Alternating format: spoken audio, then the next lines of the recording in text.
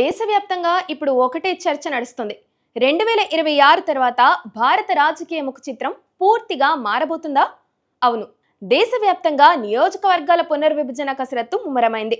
జనాభా ప్రాతిపదికన పార్లమెంటు స్థానాలతో పాటు రాష్ట్రాల అసెంబ్లీ సీట్లను పెంచేందుకు కేంద్రం అడుగులు వేస్తోంది. మెయిన్ గా దక్షిణాది రాష్ట్రాల ప్రాతినిధ్యంపై నీలి నీడలకు అమ్ముకుంటున్న వేళ కేంద్రం ఎలాంటి నిర్ణయం తీసుకోబోతుంది? నియోజకవర్గాల సరిహద్దు నిర్ణయం ఏ ప్రాతిపదికన జరగబోతోంది? ఇక తెలుగు రాష్ట్రాల విషయానికొస్తే ఏపీ, తెలంగాణలో సీట్ల పెంపుపై ఉత్కంఠ నెలకొంది. ఏపీలో ప్రస్తుతం ఉన్న 175 స్థానాల సంఖ్య ఏకంగా 225 మార్కును టచ్ చేయబోతుందా? లోక్సభ స్థానాలు ఎన్ని పెరుగుతాయి? ఇప్పుడు ఇవే వార్తలు రాజకీయ వర్గాల్లో హాట్ టాపిక్ గా మారాయి. అసలు ఈ జాతీయ స్థాయి ప్రక్రియ ఏపీలో ఎలాంటి మార్పులకు దారితీయబోతుంది?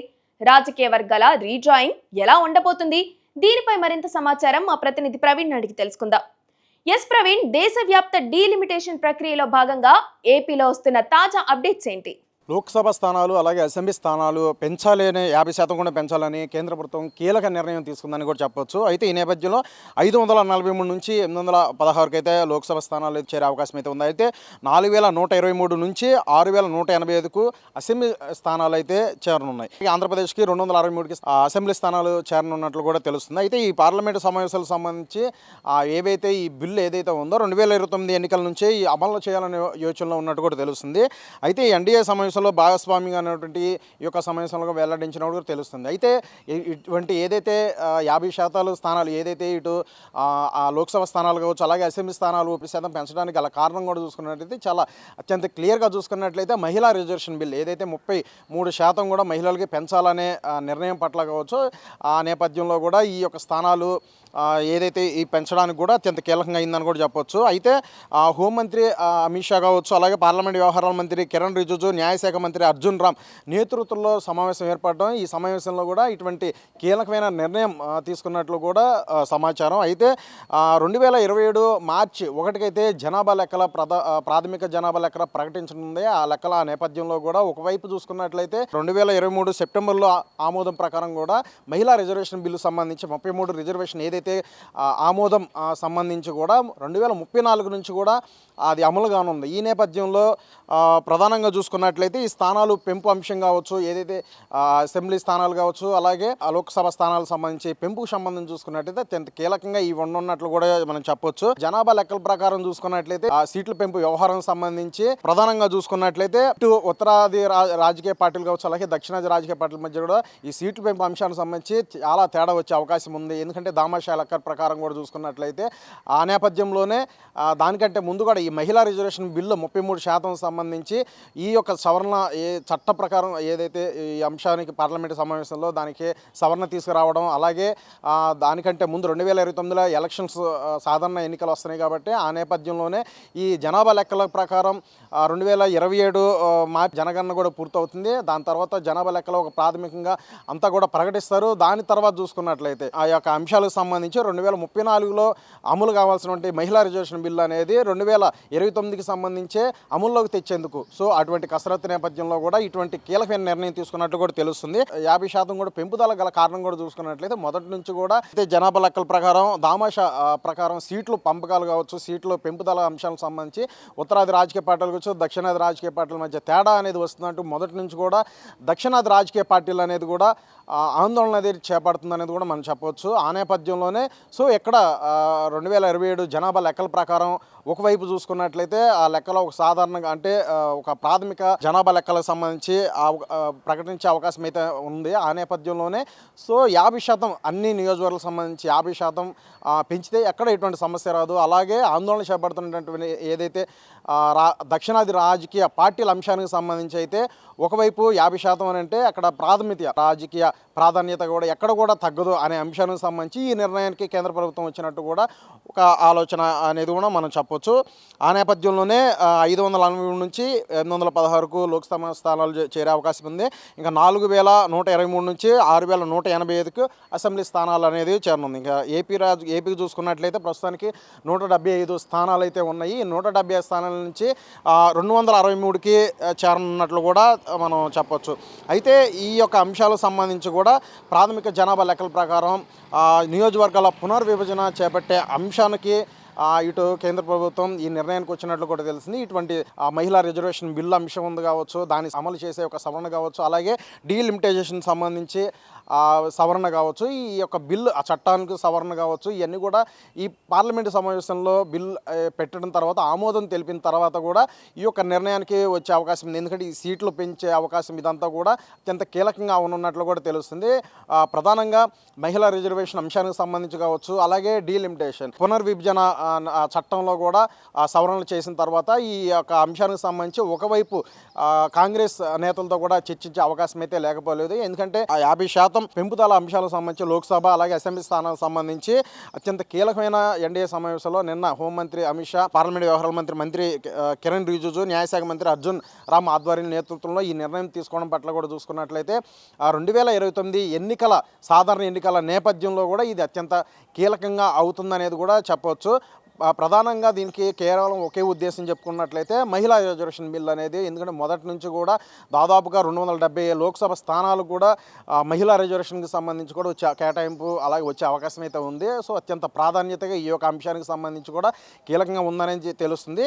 సో ఇటు ఉత్తరాది అలాగే దక్షిణాది రాష్ట్రాల మధ్య అలాగే రాజకీయ పార్టీల మధ్య చూసుకున్నట్లయితే ఎక్కడ ఎటువంటి అవతవకలు కావచ్చు, ఆందోళన ఇటు దక్షిణాది రాష్ట్రాలు కూడా రాజకీయ పార్టీలు కూడా సీట్ల పంపకాలు ఏదైతే ఈ అంశాలకు సంబంధించి చాలా ఆందోళన ఉన్నారు కాబట్టి 50% కూడా ఈ పెంచే ఆలోచన కాబట్టి ఎక్కడ ఎవరికి ఎటువంటి ఇబ్బంది లేకుండా ఇటువంటి చట్టాలు సవరణ చేసిన తర్వాత ఈ నిర్ణయం తీసుకునే అవకాశం ఉంది.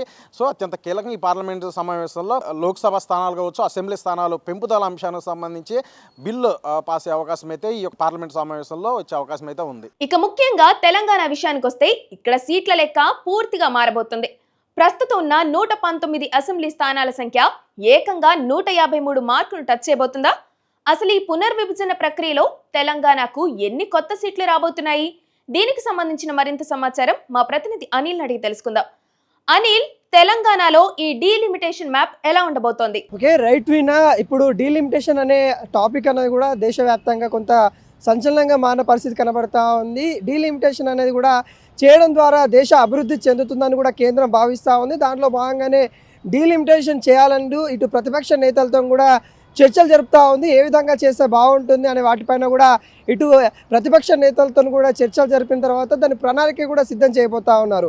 అయితే డీలిమిటేషన్ వల్ల తెలంగాణకి ఏ విధంగా లాభం చేకూరుతుంది, ఏ విధంగా నష్టం చేకూరుస్తుంది అనే విషయాలు మనం ఒకసారి గమనించినట్లయితే ముఖ్యంగా ఉత్తరాది రాష్ట్రాలు, దక్షిణాది రాష్ట్రాలను కూడా మనం చెప్పుకోవచ్చు. ముఖ్యంగా దక్షిణాది రాష్ట్రాలకి కొంత జనగణన ద్వారా డీలిమిటేషన్ చేస్తే కొంత ఇబ్బంది చేకూరుస్తుందని కూడా ఇటు దక్షిణాది రాష్ట్ర నాయకులను కూడా చెప్తున్న పరిస్థితి కనబడతా ఉంది. ఉత్తరాది సంబంధించిన రాష్ట్రాలకి మేలు జరిగే అవకాశాలు అయితే ఉన్నాయి. దక్షిణాది రాష్ట్రాలలో ఏదైతే కుటుంబ నియంత్రణ సంబంధించిన ప్రక్రియ జరిగిందో ఇక్కడ జనాభా కొంత తక్కువ ఉండడము, అటు ఉత్తరాది రాష్ట్రాలలో జనాభా ఎక్కువ ఉండడం వల్ల జనాభా ప్రాతిపదికన చేస్తే ఇబ్బంది కలుగుతుంది అన్నట్టుగా కొంత ప్రతిపక్ష నేతలు కూడా చెప్తున్న పరిస్థితి కనబడుతూ ఉంది. అయితే ఈ డీలిమిటేషన్ జరగడం వల్ల తెలంగాణలో ఉన్న అసెంబ్లీ స్థానాలు కావచ్చు, ఇటు పార్లమెంట్లో ఉన్న పార్లమెంట్ స్థానాలు కావచ్చు పెరిగే అవకాశాలు అయితే కనబడుతూ ఉంది. దాదాపుగా అసెంబ్లీ స్థానాలు మనం చూసినట్లయితే 119 స్థానాలు అయితే ఇప్పటికే ఉండడం అయితే జరిగింది. దానిలో దాదాపుగా 2014 ఏదైతే పునర్విభజన సంబంధించిన చట్టం ప్రకారం మనం చూస్తే దాదాపుగా 150 పైన పెరిగే అవకాశాలు అయితే కనబడతా ఉన్నాయి. అదేవిధంగా పార్లమెంట్ సంబంధించిన స్థానాలు మనం చూసినట్లయితే దాదాపుగా 17 స్థానాలు అయితే మరి తెలంగాణలో పార్లమెంట్లో అయితే స్థానాలు అయితే ఉండడం అయితే జరిగింది. మరి డీలిమిటేషన్ చేయడం ద్వారా దాదాపుగా 28 పైనే పెరిగే అవకాశం అయితే కనబడతా ఉంది. సుమారుగా 27-28 పెరిగే అవకాశాలు అయితే కనబడతా ఉంది. అయితే ఇటు తెలంగాణ కావచ్చు, అటు ఆంధ్రప్రదేశ్ కావచ్చు, తమిళనాడు కావచ్చు జనగణన ద్వారా చేయడం వల్ల ఈ రాష్ట్రాలు కొంత ఇబ్బందిగా చేకూర్చే అవకాశాలు అయితే కనబడతా ఉంది. ఇక్కడ స్థానాలు తక్కువ ఉంటాయి, అటు ఉత్తర రాష్ట్రాలకు సంబంధించిన స్థానాలు ఎక్కువ ఉండే అవకాశాలు అయితే కనబడుతుంది. అంటే ఎక్కడైతే ఎక్కువ స్థానాలు ఉంటాయో అక్కడనే ఎక్కువ అభివృద్ధి జరుగుతుంది, అక్కడనే నిధులు ఎక్కువ కేటాయించే అవకాశాలు ఉంటాయి, అక్కడనే ఎవరైతే ప్రధాని కావాలన్నా కానీ ఇక్కడ కీలకంగా వ్యవహరించాలన్నా కానీ ఎక్కువ సీట్లు ఉన్న నేతలకి అక్కడ మొగ్గు ఉంటుంది. కాబట్టి అలాంటి అవకాశాలు ఏవైతే ఉంటాయో వాటన్నిటిని కూడా సమతుల్యం చేయాలనే ఆలోచనలో కేంద్ర ప్రభుత్వం కూడా ఉన్నట్టు కూడా కనబడతా ఉంది. దీనిపైన కూడా అమిత్ షా కీలకంగా నేతలతో భేటీ అవుతున్న పరిస్థితి కనబడతా ఉంది. వీటికి సంబంధించి కూడా ప్రతిపక్షాలు కూడా కొంత సానుకూలంగానే ఉన్నట్టు కూడా కనబడతా ఉంది. అయితే గణాంకాల ప్రకారం కాకుండా ఏదైతే సమాంతరంగా అటు దక్షిణాది రాష్ట్రాలలో ఎన్ని సీట్లు పెరుగుతూ ఉన్నాయి, ఇటు ఉత్తరాది రాష్ట్రాలలో ఎన్ని సీట్లు పెరుగుతూ ఉన్నాయి, రెండు సమకాలి విధంగా పెంచే విధంగా ప్రణాళిక రూపొందించాలన్నట్టు కూడా ఇటు నేతలు కోరుతున్న పరిస్థితి కనబడుతూ ఉంది. కేంద్రం కూడా వాటిపైన అయితే కొంత సానుకూలంగానే స్పందిస్తున్న పరిస్థితి కనబడుతూ ఉంది. జనాభా ప్రకారం తీసినా కానీ అక్కడ మహారాష్ట్రకు సంబంధించి కావచ్చు, అటు పైన ఏవైతే ఉత్తరాది రాష్ట్రాలు ఏవైతే ఉంటాయో వాటన్నిటిని కూడా సమతుల్యం చేస్తూ ఇటు దక్షిణాది రాష్ట్రాలకి సమతుల్యం చేస్తూ మరి పెంచే అవకాశాలు అయితే ఉన్నట్టు కూడా కనబడతా ఉంది. వీటిపైన అయితే ప్రధానంగా అయితే చర్చలు అయితే జరుగుతూ ఉంది. ముఖ్యంగా తెలంగాణలో కూడా దాదాపుగా అసెంబ్లీ స్థానాలేమో 170కి పైన, ఇటు పార్లమెంట్ స్థానాల్లో 28 పైన పెరిగే అవకాశాలు అయితే మనకైతే కనబడతా ఉన్నాయి. కొంత అభివృద్ధి ఎక్కువ శాతంలో జరిగే అవకాశాలు అయితే కనబడుతున్నాయి. డీలిమిటేషన్ ద్వారా ఎక్కువ నాయకులు వస్తారు కాబట్టి మరి అభివృద్ధి ప్రజలకి సేవ అందించడానికి మరింత సులభతరంగా ఉంటుందని కూడా కేంద్రం అయితే అనుకుంటున్న పరిస్థితి కనబడతా ఉంది. వీటిపైన అయితే కసరత్తు నడుస్తూ ఉంది. సో మెయిన్ గా సౌత్ స్టేట్స్ ప్రాతినిధ్యంపై నీలి నీడలకు అమ్ముకుంటున్న వేళ కేంద్రం ఎలాంటి నిర్ణయం తీసుకోబోతుంది, నియోజకవర్గాల సరిహద్దుల నిర్ణయం ఏ ప్రాతిపదికన జరగబోతుంది, దీనికి సంబంధించిన మరింత సమాచారం మా పొలిటికల్ ఎడిటర్ కరుణాకర్ అందిస్తారు. చాలా కాలంగా ఎప్పుడెప్పుడా అని ఎదురు చూస్తున్నటువంటి అసెంబ్లీతో పాటు లోక్సభ స్థానాల పెంపుకు సంబంధించినటువంటి అంశానికి సంబంధించి ఒక క్లారిటీ వచ్చింది. ఒక ముగింపు దశకు చేరుకున్నట్టుగా కనపడుతూ ఉంది. పెరుగుతాయి సీట్లు అనేది 2014 పునర్విభజన చట్టం ప్రకారం దేశవ్యాప్తంగా అసెంబ్లీలతో పాటు లోక్సభ స్థానాల సంఖ్య పెరుగుతుంది అనేది చాలా రోజులుగా ఉన్నటువంటి చర్చ.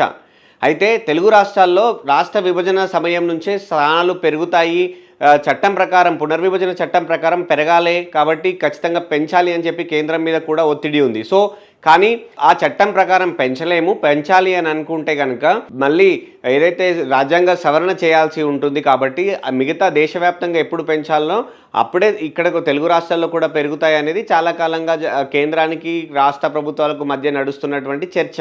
తాజాగా కేంద్రం తీసుకున్నటువంటి నిర్ణయం ప్రకారం ఇప్పుడు దేశవ్యాప్తంగా కూడా స్థానాల సంఖ్య పెంపు అనేది ఉండబోతా ఉంది. ఇటు తెలంగాణ, ఆంధ్రతో పాటు దేశంలోని అన్ని రాష్ట్రాల్లోనూ కూడా అసెంబ్లీ స్థానాల సంఖ్యతో పాటు లోక్సభ స్థానాల సంఖ్య కూడా పెంచాలని కేంద్రం నిర్ణయం తీసుకుంది. దీంతో పాటే ఆటోమేటిక్గా రాజ్యసభ స్థానాలతో పాటు మండలి స్థానాలు కూడా పెరిగే అవకాశం ఉంటుంది. సో దీనికి సంబంధించి అయితే ప్రస్తుతం మే 1 నుంచి దేశంలో జనగణన అనేది చేపట్టబోతా ఉన్నారు. కాబట్టి ఈ జనగణన అనేది దాదాపు 1 సంవత్సరం పాటు ఉండే అవకాశం ఉంది. ఆ సంవత్సరం తర్వాత ఆ జనగణన ఆ లెక్కల ఆధారంగా అప్పుడు అసెంబ్లీ స్థానాల సంఖ్య పెంచాలన్నా, ఇటు లోక్సభ స్థానాల సంఖ్య పెంచాలన్నా వద్దా అనేది నిర్ణయం తీసుకుంటారని ముందుగా అన్ని పార్టీలు భావించాయి. అధికార పార్టీకి సంబంధించినటువంటి సభ్యులకు కూడా అదే సమాచారం ఉంది. కానీ ఉన్న ఫలంగా కేంద్ర ప్రభుత్వం కూడా పునరాలోచన చేసింది. ఖచ్చితంగా వచ్చే ఎన్నికల నాటికి పెంచిన స్థానాలతో ఎలక్షన్లకు వెళ్ళాలి అనేది ప్రాథమికంగా నిర్ణయం తీసుకుంది. అందులో భాగంగానే అమిత్ షా ఇటు తన ఎన్డీఏ కూటమిలో ఉన్నటువంటి మిత్రపక్షాలతో పాటు తటస్థంగా ఉన్నటువంటి విపక్షాలతో మాట్లాడారు. 1-2 రోజుల్లో కాంగ్రెస్ పార్టీతో పాటు అపోజిషన్లో ఇండియా కూటమిలో ఉన్నటువంటి పార్టీలతో కూడా చర్చించబోతా ఉన్నారు. అయితే తెలంగాణ ఇటు ఆంధ్రాకి సంబంధించి ఎన్ని స్థానాలు పెరగబోతా ఉన్నాయి అనేది ఏపీ పునర్విభజన చట్టం ప్రకారం 175 స్థానాలకు పెంచవలసి ఉంటుంది అనేది ప్రాథమికంగా తెలంగాణలో ఒక అంచనా. కానీ తాజాగా తీసుకున్న నిర్ణయం ప్రకారం అసెంబ్లీ స్థానాల సంఖ్య, లోక్సభ స్థానాల సంఖ్య పెంపు ఎలా ఉండబోతుంది అంటే ఏపీ అసెంబ్లీ స్థానాల్లో ప్రస్తుతం 175 స్థానాలు ఉంటే 88 స్థానాలు పెరగబోతా ఉన్నాయి. తెలంగాణలో 119 స్థానాలు ఉండగా 60 స్థానాలు పెంచి 179 స్థానాలకు పెరగబోతా ఉంది. అలాగే ఏపీ లోక్సభ స్థానాల సంఖ్య 25 నుంచి 38కి, తెలంగాణ లోక్సభ స్థానాల సంఖ్య 17 నుండి 26కు పెరిగే అవకాశం ఉంది. అయితే ఇక్కడ మరొక విషయం అంటే కీలకమైనటువంటి అంశం, నిజానికి 2034 నుంచి మహిళా రిజర్వేషన్లకు సంబంధించినటువంటి చట్టం అమల్లోకి తీసుకురావాలి. దానికి అనుగుణంగా 33% రిజర్వేషన్లు చట్టసభల్లోనూ అంటే అసెంబ్లీతో పాటు లోక్సభలో కూడా పోటీ చేసే స్థానాల్లో మహిళా రిజర్వేషన్లు అమలు చేయాలి అనేది ప్రాథమికంగా నిర్ణయించారు. కానీ ఇప్పుడు తాజాగా కేంద్ర ప్రభుత్వం తీసుకున్నటువంటి నిర్ణయం ప్రకారం వచ్చే ఎలక్షన్లు అంటే అసెంబ్లీ ఇటు లోక్సభ స్థానాలు పెంచడంతో పాటు వెంటనే మహిళా రిజర్వేషన్లు కూడా అమలు చేయాలి అనేది ప్రాథమికంగా నిర్ణయించినట్టుగా తెలుస్తోంది. తదనుగుణంగా చూస్తే కనుక తెలంగాణలో అసెంబ్లీలో 179 స్థానాలు వస్తాయి. ఇందులో మహిళలకు 60 స్థానాలు రిజర్వేషన్ల ప్రకారం ఇచ్చే అవకాశం ఉంటుంది. అలాగే 26 లోక్సభ స్థానాల్లో 9 మహిళలకు రిజర్వేషన్ కాబోతా ఉన్నాయి. ఇటు ఏపీకి సంబంధించి మొత్తం 263 స్థానాలు అసెంబ్లీకి పెరిగితే ఆ 263లో 87 స్థానాలు మహిళలకు రిజర్వేషన్ కింద కేటాయిస్తారు.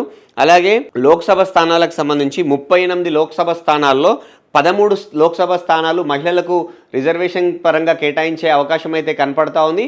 అయితే ఇక్కడ మనం ఒక కీలకమైనటువంటి అంశాన్ని అయితే పరిగణలోకి తీసుకోవాలి. ఎందుకు అనంటే దేశవ్యాప్తంగా తాజాగా అంటే 2021లో జనాభా లెక్కలు చేయలేదు కరోనా వల్ల, కాబట్టి ఇప్పుడు జనాభా లెక్కలు ప్రారంభమవుతున్నాయి. కానీ 2011 నుంచి 2026 జనాభా లెక్కల మధ్యలో చాలా రాష్ట్రాల్లో అంటే ముఖ్యంగా ఉత్తరాదిలో జనాభా అనేది విపరీతంగా పెరుగుతూ వచ్చింది దక్షిణాదితో పోలిస్తే. 2011 తర్వాత అప్పుడున్నటువంటి పరిస్థితుల ప్రకారం అప్పుడున్నటువంటి ప్రభుత్వాలు జనాభా నియంత్రణ అనే దాన్ని తీసుకుని వచ్చి దానికి అనుగుణంగా అంటే ఒకే చిన్న కుటుంబం చింతలేని కుటుంబం కానీ కావచ్చు, ఇద్దరు పిల్లలు మాత్రమే అనేదాన్ని జనాల్లోకి బాగా తీసుకెళ్ళాయి. ముఖ్యంగా దానికి దక్షిణాది నుంచి విశేష స్పందన వచ్చింది. సో దక్షిణాది రాష్ట్రాల్లో ఎక్కడ కూడా ఎక్కువ మంది పిల్లలు అనేది ఆ ఆలోచన అనేది లేదు. కానీ ఉత్తరాదిలో ముఖ్యంగా ఉత్తరప్రదేశ్తో పాటు కొన్ని రాష్ట్రాల్లో ఈ జనాభా నియంత్రణ అనేది సక్సెస్ఫుల్గా చేయలేకపోయారు. సో అక్కడ జనాభా ఎక్కువ ఉంది. సో జనాభా ఆధారంగా కనుక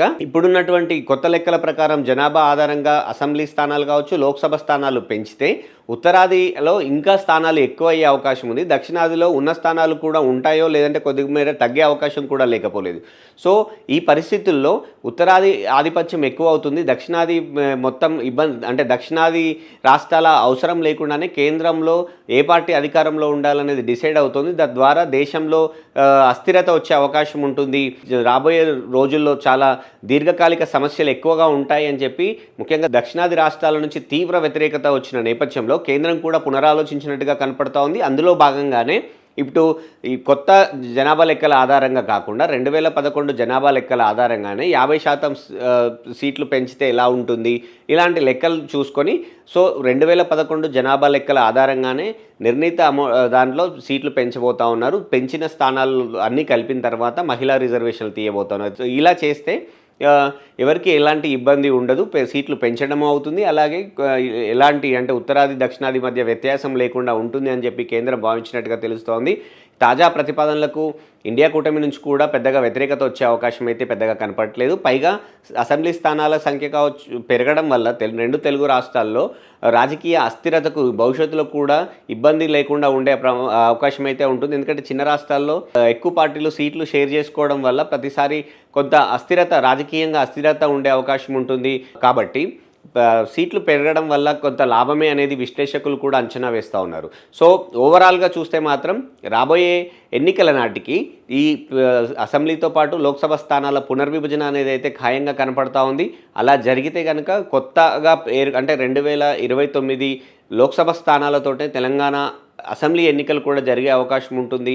సో అంటే ఇప్పటికిప్పుడు పునర్విభజన నిర్ణయం తీసుకొని వచ్చి మహిళా రిజర్వేషన్లు కూడా అమలు చేయబోతున్న నేపథ్యంలో అవసరమైతే జమిలీకి కూడా కేంద్ర ప్రభుత్వం వెళ్ళే అవకాశం ఉంది.